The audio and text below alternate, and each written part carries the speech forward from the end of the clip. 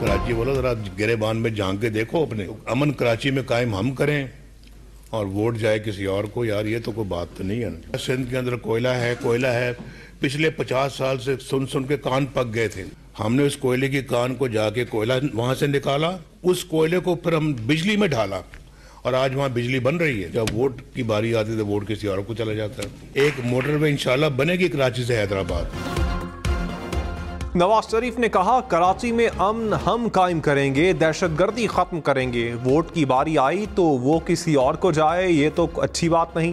सिंध में कोयला है, 50 साल से ये सुन सुन कर कान पक गए थे। सब कहते थे मंसूबा कोई नहीं लगाता था, हमने कोयला निकाला और बिजली बनाई। कराची से हैदराबाद तक नेशनल हाईवे को मोटरवे बना दिया।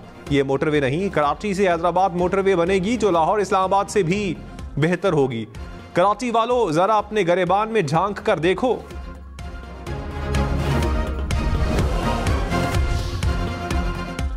बिलावल भुट्टो ने कहा नवाज शरीफ की हुकूमत पीपल्स पार्टी कारकुनान के लिए आमरीयत से कम नहीं थी।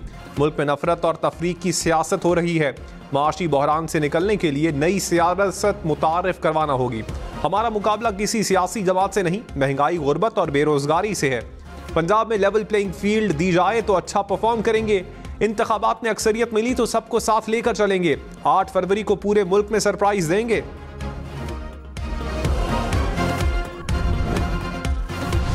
मेरे बच्चे तो वहाँ पे, मेरे बच्चों को ले लेंगे आप। बाकी इस घर के जो मालिक मकान के जो बेटे मोटा घर के बेचारा टांग पे उसका कुछ गिरा हुआ तो वो भी ऐसा पड़ा हुआ, मेरे को बोला मेरे को उठाओ, मेरे को आगे उठाओ। कराची में 2 मंजिला मकान के नीचे कायम गैस फिलिंग की शॉप में धमाका। 2 मंजिला इमारत मुकम्मल गिर गई। धमाके में 3 अफराद जाँ बहक, 20 जख्मी हो गए।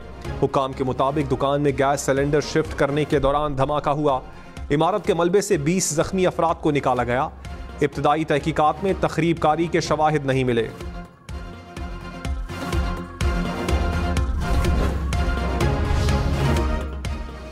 कराची में गैर कानूनी दुकानों में पड़े LPG सिलेंडर हैं या बम, सिलेंडर किसी भी वक्त फटने का खदशा। महकमा शहरी दिफा के हुकाम भी खौफजदा। कहा शहरी इलाके में इन दुकानों को NOC नहीं मिलना चाहिए। हिफाजती इंतजामात के बगैर NOC जारी होते हैं। हम न्यूज़ की निशानदही पर DC साउथ ने एक्शन लेने का इंदिया दे दिया।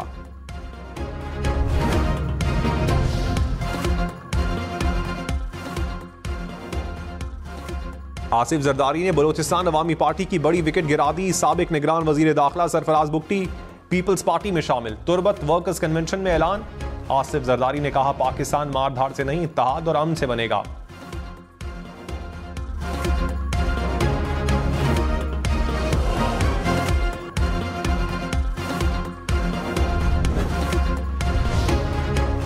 निगरान वजीर आजम अनवारुल हक काकड़ की अमीर कोयत शेख मिशल अल हमद से मुलाकात। साबिक अमीर कोयत नवाफ अल हमद के इंतकाल पर इजहार ताज़ियत। कहा पाकिस्तानी कौम दुख की घड़ी में कोयत के साथ खड़ी है। साबिक अमीर कोयत को पाकिस्तान के खैरखा और दोस्त के तौर पर याद रखा जाएगा। अदलिया की निगरानी में इंतखाबात करवाने की दरखास्त पर फैसला महफूज। Chief justice Peshawar high court ने कहा खैबर पख्तूनख्वा में 700 से जायद MPO ऑर्डर निकाले गए। कल इन्हीं लोगों को टिकट मिला तो क्या फिर यही रवैया होगा? अदालत की जिम्मेदारी है कि शफाफ इंतखाबात और यकसा इंसाफ को यकीनी बनाए। ब्यूरोक्रेसी की नीयत ऐसी हो कि एक ही पार्टी को निशाना बनाया जा रहा है तो फिर सवाल तो उठेगा। एडवोकेट जनरल की दरखास्त को नाकाबिल समात करार देने की इस्तदा।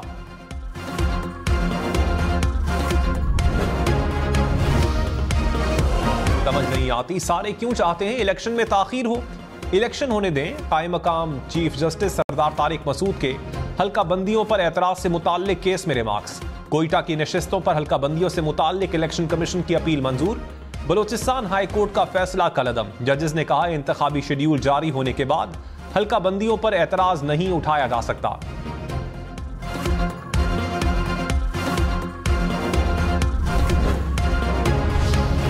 कराची के इलाके गुलबर्ग के घर में डकैती। पुलिस के मुताबिक 3 डाकू अहले खाना को यरगमाल बनाकर लाखों रुपए, मोबाइल और जेवरात लूट कर फरार हो गए। वारदात की CCTV फुटेज सामने आ गई।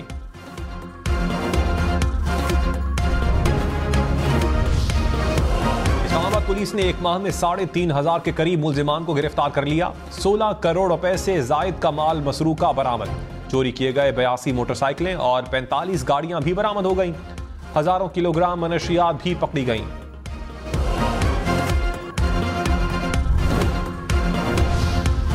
नवाज शरीफ ने कहा, सुबह वजीर आजम था, शाम को हाईजैकर बन गया। आइन और कानून पर चलने वालों को रास्ते से हटा दिया जाता है। एक सेलेक्टेड टो लाने के लिए मुझे निकाला गया। सोचा भी ना था कि बेटे से तनख्वाह ना लेने पर फारिग कर दिया जाऊंगा। इतनी देर वजीर आजम नहीं रहा जितनी देर मुल्क बदरी काटी। आरटीएस बिठाकर जो हुकूमत लाई गई वो एक मोटरवे भी ना बना पाई। आइन की पासदारी और रखवाली ना करने वालों की सजा हमें भुगतना पड़ती है।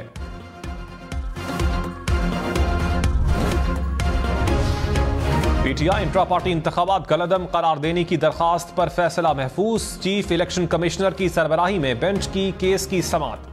दरखास्त गुजारों का इंट्रा पार्टी इंतखाबात कलअदम करार देने की इस्तदा। पीटीआई वकील ने कहा, इंतखाबात चैलेंज करने वाले पार्टी मेंबर ही नहीं, बिला मुकाबला इलेक्शन हो तो वोटिंग की जरूरत नहीं।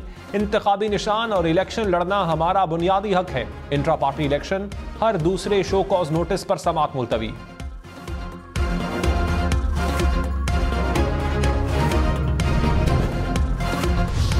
साबिक चेयरमैन पीटीआई का निकाह केस में भी ट्रायल अडियाला जेल में ही होगा। इस्लामाबाद के डिस्ट्रिक्ट एंड सेशन कोर्ट का हुक्म। अडियाला जेल सुपरिटेंडेंट की साबिक चेयरमैन पीटीआई को अदालत पेश करने से माजरत। तौहीन इलेक्शन कमीशन केस में जेल ट्रायल के खिलाफ लाहौर हाई कोर्ट में समाअत। अदालत ने जेल ट्रायल फौरी रोकने की इस्तदा मुस्तरद कर दी। इलेक्शन कमीशन को नोटिस जारी।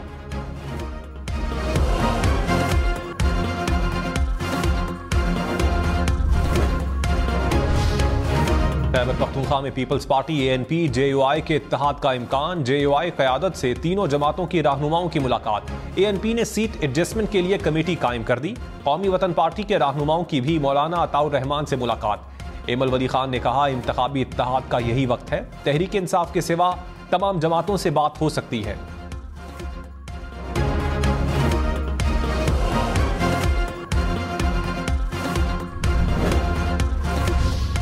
साबिक वजीर आला सिंध मुराद अली शाह ने कहा, थर में कोयला 32 साल पहले दरियाफ्त हुआ। हैरान कुन है कि नवाज शरीफ 50 साल से थर कोयले का सुन रहे हैं। मियां साहब को 50 साल पहले पता था तो खजाना छुपा कर क्यों रखा। नवाज शरीफ का बयान उम्मीदवारों को मुतासिर करने के लिए है। मुस्लिम लीग नून को पूरे सिंध से उम्मीदवार नहीं मिले।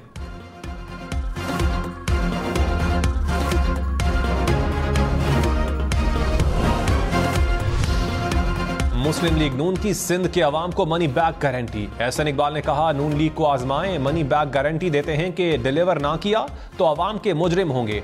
अवाम जो सजा देंगे हम तैयार होंगे। इलेक्शन हारने के लिए सीट एडजस्टमेंट नहीं करेंगे। बशीर मेमन बोले, सिंध को डाकू राज से छुटकारा दिलवाएंगे। नवाज शरीफ और मरियम नवाज जल्द सिंध का दौरा करेंगे।